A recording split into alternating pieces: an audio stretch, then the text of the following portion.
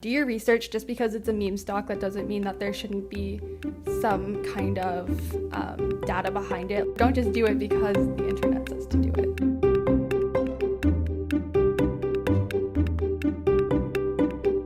Welcome to the Personal Finance for PhDs podcast, a higher education in personal finance. I'm your host, Dr. Emily Roberts. This is Season 10, Episode 9, and today my guest is Cara Davidson, a graduate student at Western University. Cara has a tumultuous income from assistantships, scholarships, and freelance writing, and she built up a considerable nest egg thanks to diligently tracking her spending. She started investing in January 2021 in mutual funds and also meme stocks and crypto. Cara details her investing motivation, philosophy, and sources, shares how much mental bandwidth she devotes to her positions, and gives great advice for anyone already invested in or considering investing in meme stocks and crypto. I'd like to share with you a personal update now. As I discussed in Season 8, Episode 18, my husband and I purchased our very first home last spring in North San Diego County. It was an area we'd never lived in or near before, but we are location independent with respect to work and just got a really good feeling from the city. We've been living in our house for about 5 months now and are settled into a pretty pleasant routine. Our older daughter started kindergarten in August, and our younger daughter is in preschool. After a year and a half of either no childcare or grandparent childcare, it's amazing to have our children back in a school setting. It's great for them to be among peers, and it's great for us to have quiet, uninterrupted work time. We also enrolled our kids in introductory sports classes, which is quite hilarious to watch. We've made friends with a few of our neighbors, and I've organized a once-per-month social gathering in our neighborhood park. We have a goal to explore one new-to-us point of interest each weekend, so we've been to numerous beaches, parks, tourist attractions, etc.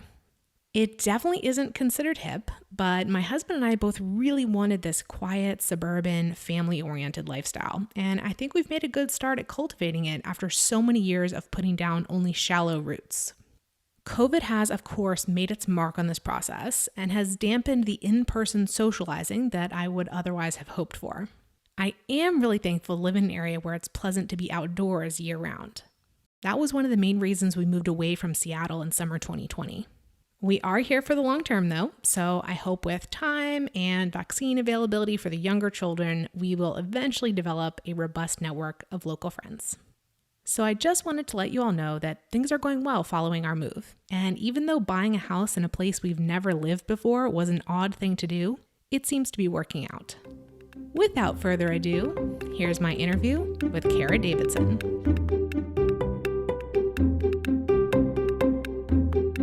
I'm really excited to have joining me on the podcast today, Cara Davidson. She is just finishing up her master's now, starting a PhD program in the fall. We are recording this, by the way, in June 2021.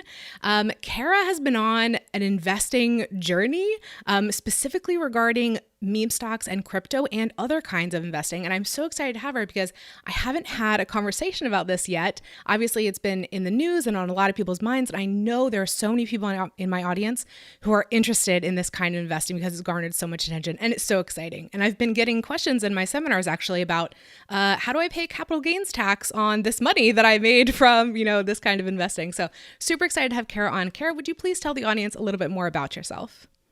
Yeah, absolutely. So as you mentioned, I'm finishing up my master's and then launching my PhD in the fall. I'm specializing in mixed methods research involving intimate partner violence and looking at how that can affect breast cancer. So I'm really excited for that, but I've yet to defend, so that's kind of the bane of my existence right now. And yeah, in terms of investing, I got into that in January. It's brand new to me still. I guess that was like the height of the meme stocks, and I got in just in time, and I've been riding the wave ever since. It's been a lot of fun for me. And then I've also been dabbling in cryptos, which I also find really interesting, especially just because of the volatility of the market, which I know is a huge disincentive for many people. But for me, it's a lot of fun because you can make a lot of money really quick, but I guess you can also lose it all pretty fast too. So I'm looking forward to discussing all of that. Yeah, we'll get into that in a moment. And can you tell us what university you attend? Yes, sorry. So I attend Western University in London, Ontario, but I'm doing so remotely right now. So I'm at home in Ottawa at the moment. Okay, great. So first question is, let us know what your balance sheet looks like right now. And actually it'd be helpful to talk about cash flow too. Like what's your stipend? What basically are, what you spend on living expenses, and how much are you able to save, and how much have you accumulated in what? So in terms of I'm a freelance writer, so I'm going to say that first because when I was doing my research on my own finances for this interview, I was a bit surprised at how much it really does fluctuate. So like I've made as little as $1,700 in a month, and I've made as much as over $8,000 in a month. So like I really like month to month don't know what's going to come my way. It can be really lucrative and it can be tight. And in a year also, like I wouldn't say I even have an annual salary because I'm so dependent on grad funding, like scholarships that I'm applying to, GRA positions if I'm fortunate enough to get one, teaching assistantships. So even putting like a dollar amount on my annual income is difficult just because like I really don't know what I'm going to earn until it happens. Okay, so you have the freelance writing side hustle, but I assume it brings in more than your main hustle of right, being a graduate student. But it sounds like even that aspect of it it's not fixed or steady, right? Your income as a graduate student is fluctuating. No, not at all. So like I have as I mentioned before, like that about like $1,500 to $8,000 range, like that can come in freelance. I've made like $200 in a month, and I've also made $3,000 in a month. And that's just doing it like part-time as I can as a grad student. I was fortunate enough to get the Ontario Graduate Scholarship for last year, or I guess technically this year, which was $15,000, and then the Canada Graduate Scholarship for next year, which is $17,500. But those kind of aren't ideal because they go to tuition first. So like you're like, yay, $15K, and then immediately like $8,000 gets taken from you. So that's not ideal. And then depending on whether or not I get the research assistantships and I get the TA-ships, I'm making the research assistantships is like $1,000 to $2,000 a month. And then the teaching assistantship is about $5,000 a month. But I mean, it's so variable. And then I got another scholarship for $1,500. I don't know if that's coming again in the PhD. Like they don't tell you until it happens. And then one other source of income that I've recently gotten into is flipping things on Kijiji. So like buying like old wood furniture and sprucing it up. I really enjoy that. But then again, like that's $0 a month and like $500 next. So wow, my finances are tumultuous to say the least. Yeah, that's a great word to describe it. Are at least is at least the freelance writing like anti-correlated with your graduate student income? Like, are you able to, if you know you have slow months coming up for like scholarship wise, you can ramp it up? Or is it also just not really under your control, just like whatever work comes your way? So right now I'm fortunate that I have clients that just show up in my inbox and they're like, hey, I need something from you, just because I've been working with them for a long time. So that part I don't have much control over, but if I do have a slow month, I can go to my platforms and like apply to things and likely get jobs. So I have a lot of peace of mind from that like no matter what happens, like let's say I don't get a scholarship next year or whatnot, like I can still rely on that and I will be able to support myself.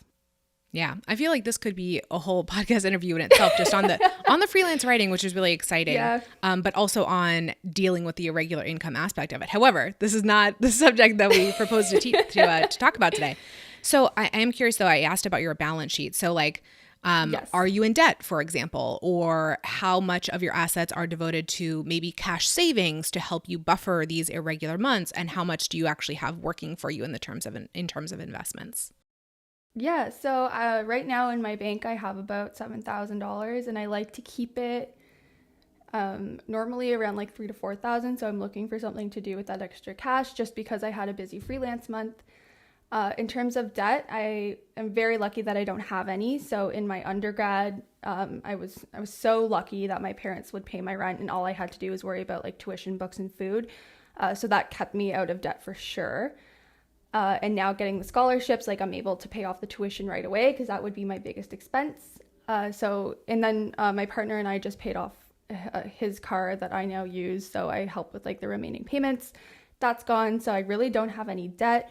In terms of credit cards, like I use one as a debit card. I heard that's good for your credit score. So I do that. But I pay that off like every 2 weeks. So that I don't really consider that a debt. And then in terms of investments, pretty busy in that front. So I have a TFSA that I'm able to use. I forget their official title. They're a professional investment manager, and I maxed out my TFSA, which was good, which is about, I gave them like $34,000 at the beginning of the year, and now it's become $36,000. So that was exciting for me. That was like my first foray into investing, and it worked out. But that's a long-term hold. Like I'm not going to touch that money, like in my mind, ever. It's just going to be there forever until I really need it. I opened an RRSP, which was fun. I'm doing that through Wealthsimple. That's where I do my like traditional investing. And I've managed to make a couple $100s on that as well. It's sitting at about like $5,000, I think. And then I also have a personal account. So before I opened the RRSP, I was dabbling in Wealthsimple, and that was, that's just like I will get taxed on it, which is the sad part for me, but that's okay. And that's where I'm holding my meme stocks, which was not smart on my part. So like, let's say those do really take off, then I'll be paying the price for that, but that's okay. I believe in taxes. It's fine. And then I have a couple different crypto wallets where I hold things. So I've got like $4,000 in cryptos, I'd say. And so I really like Celsius. So Celsius it's a wallet where you can hold your cryptos, but you also earn interest on those cryptos. So like, I'm buying tokens that I would hold anyways, but I'm earning like up to 14% interest on those. So year over year. So that's been fun for me as well. And then just holding in various wallets, like my long-term things that like I'm hoping in 5 years will be up enough that I can cash out and make a profit. Yeah. So it definitely sounds like you're not all in on any one thing, right? You have a variety of different strategies and places going on. For our American listeners, I think the RSP and TFSA equivalents would be like our IRAs or other tax advantage types of, supposed to be for retirement type accounts, versus just holding things in like a taxable brokerage account, which you also have. Yes. Wonderful. So yeah, you only started in January, but it sounds like you had a fast start because you had savings to devote to it already, yes. Right? Absolutely. So like I worked through high school and I didn't spend a dime, and that's why I was able to have that cushion, and it was just sitting in my cash account, and I kept thinking like, I should do something, even if it's only 5% interest, like that matters for inflation and whatnot. So I was able to have a nice little nest egg to devote. Yeah. So let's talk for a moment. Were there any other strategies that you used to build up this savings that you were then able to invest, and also your current level of savings? So you've already mentioned the freelance writing career, of course, finding funding as a graduate student. Anything else that you practice or related to your mindset that helped you build up this savings? Absolutely. I track everything. I've been tracking everything since I was in high school. I have like my own Excel sheet where I put in all of my expenses every month, like absolutely everything. And that's helped keep me accountable a lot. So like I was exploring those food kits that get delivered to your door, but they end up being so expensive. So I was looking at my grocery bill, and as soon as it hit over like $300 a month, I was like, nah. Can't do that. Like I'd much rather put the money towards something else. So I've definitely dialed back on that. But if I wasn't tracking like that, I wouldn't see these things that crop up. And like, I find you forget in a month what you've actually spent things on. So like I have a puppy, and I would love to spend all my money on her. And like, I've noticed that, okay, you've already spent this much on her. Like maybe you can pass on that special thing for her this month and then get it the next month. Just to keep a more consistent level of expenses. So I'd say that's been the biggest thing for me, was keeping myself very much accountable in terms of what I am spending and relative to the income coming in that month. Yeah, it sounds like, that tracking is not at all passive for you. You're really looking at the data and then making, different decisions based on what you're seeing. So I absolutely love to hear that. Okay. So I think you mentioned earlier that you just started with investing in this past January, so like 5 months ago. And you started with a bank because you had the cash savings to put towards some different things. Of the different investments that you mentioned, was the more like classic type of investing the first thing that you did, or did you start out on these like crypto and meme stocks more? How did that progress? So I started for sure with the TFSA. I had already put a little bit of money in there, like maybe under 10K, but I didn't really know how to use it. And that's not very clear. So I wanted to max it out. I may as well while I can. And so that's when I connected with the investment advisor, and they were able to actually invest in different stock portfolios for me. And then I was just watching the number for like a few months, and I was like, it's not doing what I would like. Like, I'm young, I can take on some risk. And I feel really comfortable with the amount that I have in that right now.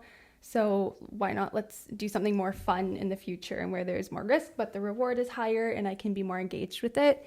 Because with the TFSA, like, you don't really touch it unless you need to move around your portfolio, which my advisor would do and I wouldn't. So I wanted something more hands-on because I do find it fun. So that's where I got into the meme stocks and the cryptos. Let's start with meme stocks because that's been like the newer story. Crypto has been an exciting ride for a number of years now. So with meme stocks, you said you started in January. And when you volunteered to be on the podcast, that was in March. We're now getting around to actually recording this interview in June. So I know there's been some developments over that time as well. So tell me like what your experience was through these last few months. It has been a wild ride. So I started in January. I got in on the floor of GME at like $40 based on something I read on Reddit. I've been a part of that community ever since, but moving around, there was problems in the Wall Street bets community, which I guess that happens when there's money involved. So I'm in another one that's like a little more secure, and they call them like shills. So less people trying to sway your opinion and more of like, here's the data, look at the data, which is fun. Is that also on Reddit? Yeah. So a lot of how I'm involved in the meme stock. So I'm in on GME and AMC. Since January, I've been holding, like, they went like way up. I don't know if you heard around, like, it was around my birthday and like the end of January, they just went way up, and then Robinhood blocked buying, and that was like a massive thing.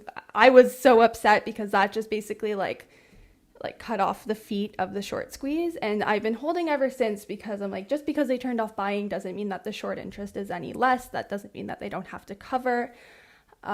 So I've been holding since, and then actually this week there has been like crazy developments once again. So AMC really shot up yesterday, like 99%.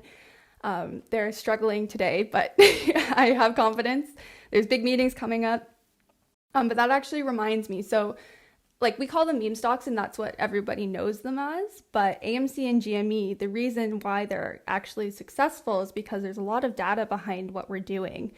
And I probably shouldn't say we, because that sounds like a lawsuit waiting to happen. But based on the data that's available, in the short interest, and knowing that anyone who shorted this stock does need to cover, but if we're all buying and holding these stocks, and so many retail investors do, there's nothing to buy up.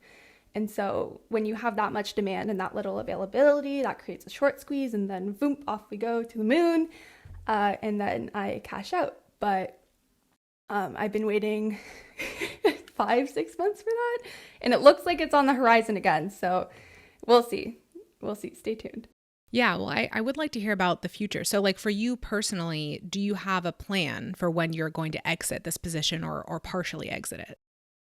Certainly. I don't have a dollar amount, but I do want to see indicators that, yes, like, we are indeed in the short squeeze. Like, a short squeeze does not happen in a day, and it doesn't shoot up a stock by 100%. Like, it's pretty exponential in terms of how that works.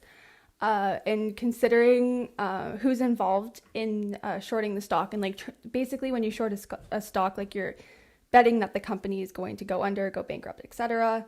I'm not a huge fan of Wall Street and how they're playing this. Like, there's a lot of shady things going on. So like even if it goes to like $1,000 a share, I'm not selling. Like, that's not worth it for me. I would really like to stick it to the people who are manipulating the economy and running these like innocent businesses under.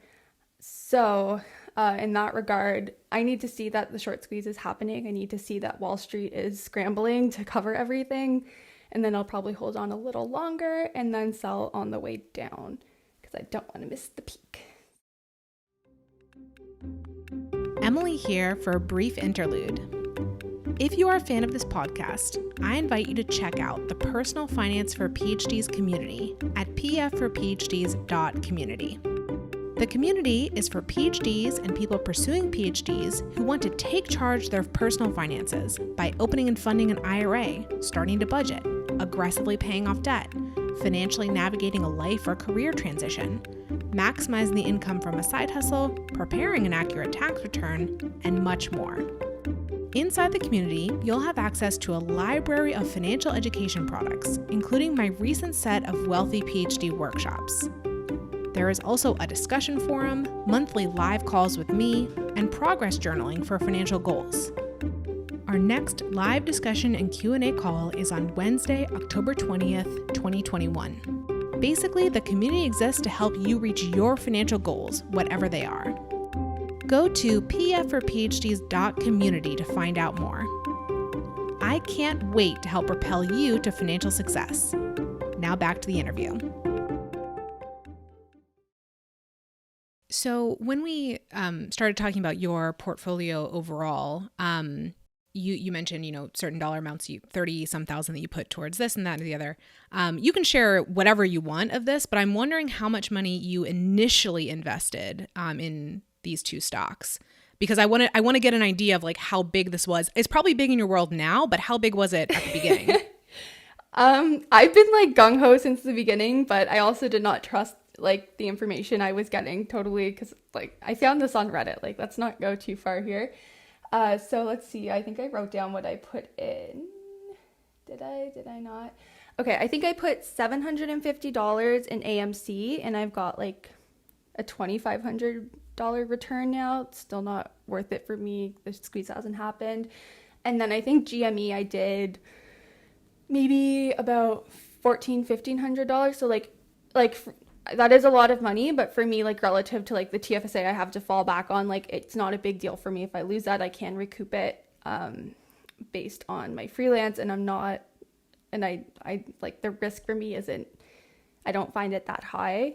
I do believe that like these companies will go up, so I'm not worried about that. And I got in while the floor was still low. Like if you're buying in now and it's like $250 and you want to buy a lot of shares, it's going to be a lot more money for you. So I would hesitate then maybe, but yeah, I certainly put about like $2,500 in total, under $3,000, and just to see like where it took me.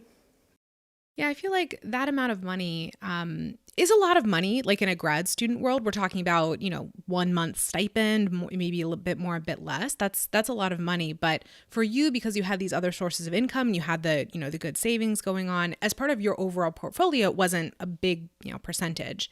And that's something that so I'm kind of a dyed-in-the-wool, like passive investor. And so the advice that I hear from other people who promote passive investing is like, okay, sure. Like if you want to, get into these like exciting trends and be part of it. And like you were saying, maybe you want to make a statement with your money about the policies of Wall Street and so forth.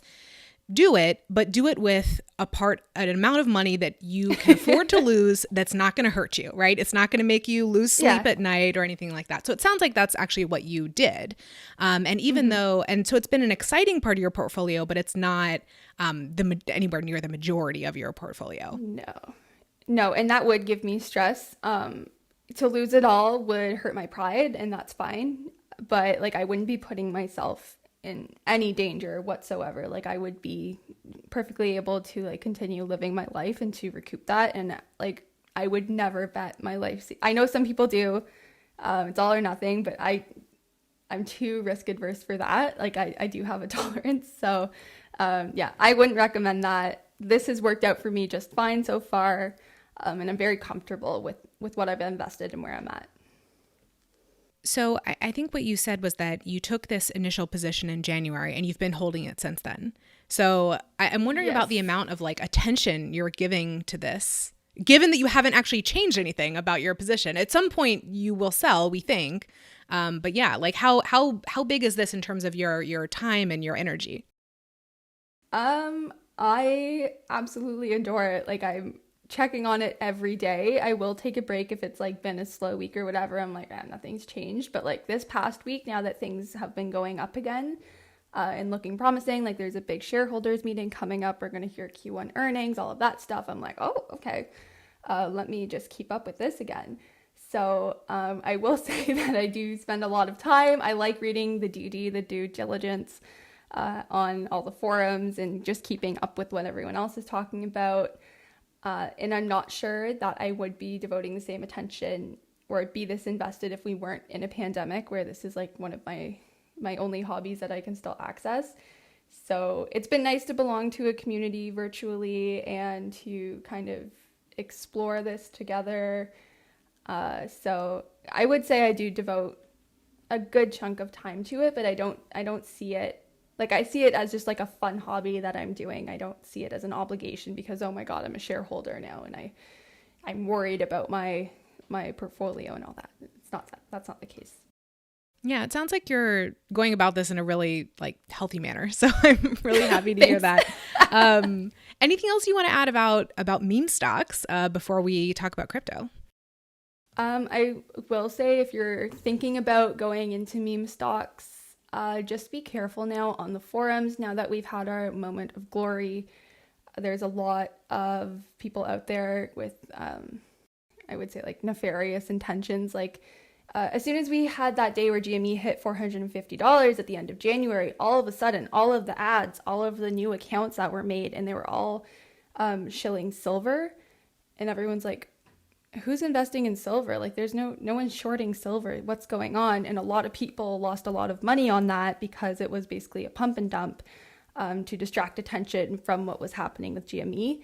And that's still happening now, especially right now as we're chatting, because we've had such a wild week. So do your research. Just because it's a meme stock, that doesn't mean that there shouldn't be some kind of data behind it. Like, for example, AMC and GME are based on potential for short squeeze, and that's a proven concept. It happened with Volkswagen way back. So still do your research. Don't just say it don't just do it because the internet says to do it. Yeah, that's great. Well, I think you're speaking to a receptive audience in that respect of PhDs and PhDs to be. Okay, let's turn the attention to crypto then. You also started investing at that time. Tell us about your position and what your experience has been. Yeah, so in cryptos, it's kind of like the meme stocks where I'm not putting a ton of money in it. I've got maybe like $4,000 in there, and I like to just like keep sifting through things and changing up my positions and whatnot. My long-term holds are Nano and anything that I have in Celsius. So that would be Matic, Ripple, and the Celsius token. And that's just because I believe that they will continue to go up over time. And I don't feel the need to like work around the increases and decreases that happen and the fluctuations on like a daily, weekly basis. I'm not in Bitcoin or Ethereum. I'm not a fan of the gas fees. I think that's ridiculous. That's why I'm such a big fan of Nano, because it's instant, it's feeless, it's green. And so that's why I think like that will certainly be a strong contender in the future of crypto. I am invested into, I guess, meme cryptos. When I heard that Elon Musk was going on SNL, I got into Dogecoin because I'm like, definitely the exposure is going to drive it up. So I got in at like maybe 27 cents or something, and I got to exit about 50 or 60 cents. So that was like a tidy little return, and I like cleansed my hands, and that was good. And then I bought in again, actually, once it went back down after, just because I don't know what's going on with Elon Musk, but like he loves it and he won't stop talking about it, and he wants to integrate it into everything. So I'm like, okay, if you're going to have anyone behind a crypto that's going to like be actually used daily and whatnot, and at least grow as an investment, then I might as well just hold like a couple hundred Dogecoin and see what happens. And then I also invested in, I guess, a Dogecoin copycat called Shiba Inu. It's like, you know, like the sheepdog meme. Yeah, so it's that. Definitely my most irresponsible investment, but it's like fractions and fractions and fractions of a cent. So I'm like, if I just put like $100 in and this thing goes to 1 cent, like that's a good return. And I'm happy to just like I would spend $100 on like, I don't know, maybe like a nice weekend with friends doing something. So I'm like, I might as well just tuck that away. I have nothing else to do right now. We're locked down. And let's just check on it in like 10 years and let's see what happens. I'm happy to wait. So that's where I'm at. I really like to hear these distinctions that you're making between what you're holding long-term, what you are buying because of, instincts about where a particular different coin is heading. And then also that last point that you just made about you're really explicitly calling that entertainment at that point. Like I could spend $100 on going out. Well, okay, that's not available to me right now. Okay, $100 in this position. We'll just like it's money spent. It's gone. It's not even like you're barely even thinking about it as an investment anymore at that point. Just like you sunk some money to something, you're having a good experience with it, and it doesn't really matter what the outcome is, right? So I like to hear those different those distinctions. How are you, like, what are your sources when you're doing research on these different cryptos? I just think about what I would like as a consumer and someone who would like to use crypto in the future just to make transactions and make everything easier. So that's, again, why Nano appealed to me. I wanted something that's instant. Like waiting 30 minutes for Bitcoin is ridiculous. And to think that you can pay like really ridiculous amounts of fees as well. Like sometimes I buy things on Binance, like coins, and then I go to transfer them out to hold them in a secure wallet, and it's like paying $40 to $80 in fees, and I just don't think that's right. I don't think that makes any sense at all. And then also seeing photos of these massive mining rigs that they have all over the world that are just chugging away, killing the planet. I'm like, as a currency of the future, that doesn't make sense either. So I do believe the ones that have the most potential for adoption are ones that are green, that are as fast as a normal transaction, and that don't carry those massive fees. Like nobody wants to pay more money just to use money. That doesn't make any sense to me. So my long-term holds are ones that support that for the most part. Yeah, I understand. I like your thought process on that. I'm actually wondering more like, how do you find out about Nano, for example? Like, how did you think about yourself as a consumer and then match that with, oh, this coin reflects what I would like? Right. I like to, like, a couple of my friends are into it, so sometimes they'll introduce coins to me and I'll chat about that with them. I'm involved in a lot of crypto Reddit forums where I read up on new stuff coming out, or updates and whatnot. I just go on CoinMarketCap and I see like who are the gainers, who are the losers, why is that happening? Because they have like a really handy, like you'll see like the price action and all that, but if you scroll down, they'll give you like a 2-paragraph succinct explanation of what this coin is and what it's hoping to achieve. And then normally like there's blog posts about that coin that I'll look at if I'm interested, that lists the pros and cons. And as soon as I see something like gas fees, I'm like, nope. Or long transaction times, nope, I'm out. So that's how I would say I find my responsible investments. My irresponsible investments are things that you hear other people talking about, like Dogecoin, where it's just like a public movement where everyone's like, Dogecoin, that's so funny, let me buy some. And then you go up and then you can sell. So I would hear about those ones from other people in like online, I guess, conversations. So it depends, I would say. Yeah, so similar question to when we were talking about the meme stocks, but like how much attention are you giving to your crypto positions? I check on Nano every day because that's my baby and I love Nano. So I will check on that constantly. I get really excited when there's price action, and I obviously have this the opposite reaction when it goes down. So I check on Nano every day. As for my other ones, like I'll take a look at them. I just like take a gander. Like my Celsius wallet, I'll check on to make sure that I got my weekly interest as promised. And then I leave that alone. In terms of Dogecoin and Shiba, like I don't want to hear about those for 10 years and then I will cash out.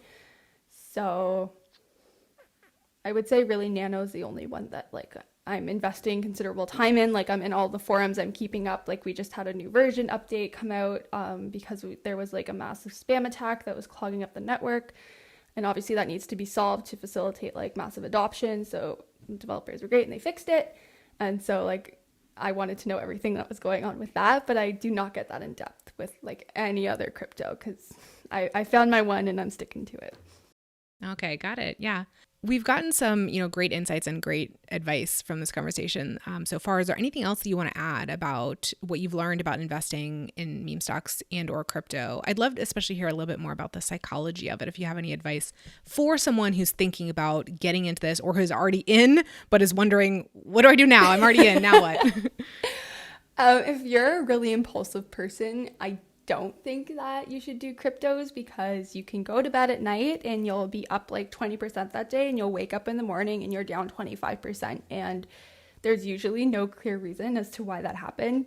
So if you're the kind of person who's going to panic and say, oh my God, I just lost a quarter of my investment, my life is over, blah, blah, blah, don't do it to yourself. Like, you will be so stressed. But if you're a person who's more like me and like you're happy to buy something and then leave it alone like indefinitely until you want to use that money or just to see where you're at out of interest, not out of like obligation and stress, then absolutely go for it. That sounds fine for you. But I would worry if you're an impulsive person that you're going to buy high and sell low just constantly and just absolutely wreck your finances and cause yourself a lot of stress that you don't need. Like, this is supposed to be fun. People aren't taking most cryptos very seriously. You get kind of a mix with meme stocks, but even still, like I bought in at GME at $40. I held up to $450, and we went all the way back down to like $50-$60. And it's been 5 months where I've been sitting here checking it every day to be like, what's going on? What's causing this price action? And if that doesn't sound like fun to you, and I know it doesn't to some people, just don't do it. Like, you don't have to do it just because everyone else is. It doesn't make any sense for you, and you won't enjoy it. And that's the whole point, I would say. Great advice. Thank you. And I think I would add on to that. The reason you can have that attitude about this is because it's not a significant part of your portfolio. You're not drawing any income from this. You have other sources of income that are coming in. Your whole life is not riding on how, the performance of these particular investments, right? You have this in balance with a lot of other things. So like you can sleep well at night because you're not depending on this. So very, very important point to add on there. Yeah.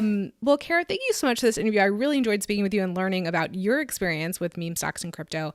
As we sign off, I just want to ask you the same question I ask of all my guests, which is, what is your best financial advice for another early career PhD? Advice in terms of meme stocks and crypto? It could be related to that, or it could be completely something else.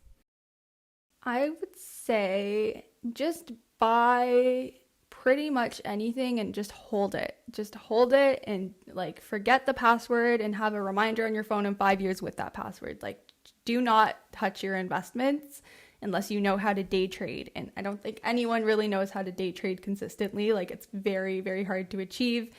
And it's more dependent on the market than you in most times. So if you buy and you hold, you will be okay. But obviously, to do that, make sure that you're putting in money that you don't need for 5 years and you won't feel tempted to touch it all. So whether that's like $20 or a couple thousand, whatever that means for you, do it and just forget about it. And then it'll be there and ready for you, hopefully, in several multiples for you in a few years. Sounds wonderful. Thank you so much, Cara. This is a great conversation. Thank you so much for volunteering. No, thanks for having me. I had a lot of fun. It's nice to discuss these things outside of my Reddit communities. I really appreciate it.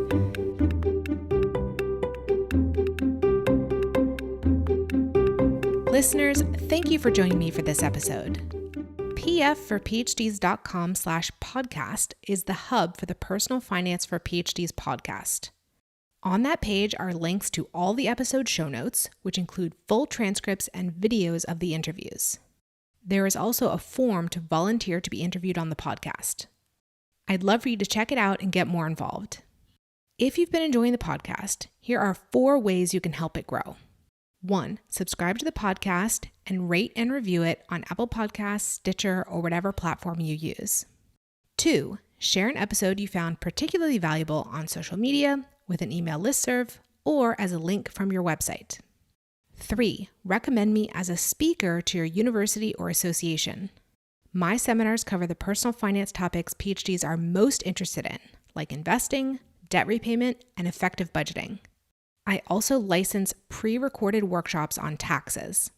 4, subscribe to my mailing list at pfforphds.com/subscribe. Through that list, you'll keep up with all the new content and special opportunities for personal finance for PhDs. See you in the next episode, and remember, you don't have to have a PhD to succeed with personal finance, but it helps.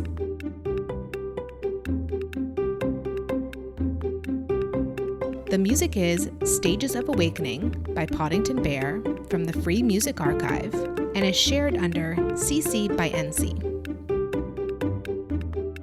Podcast editing by Lourdes Bobbio and show notes creation by Miriam Ock.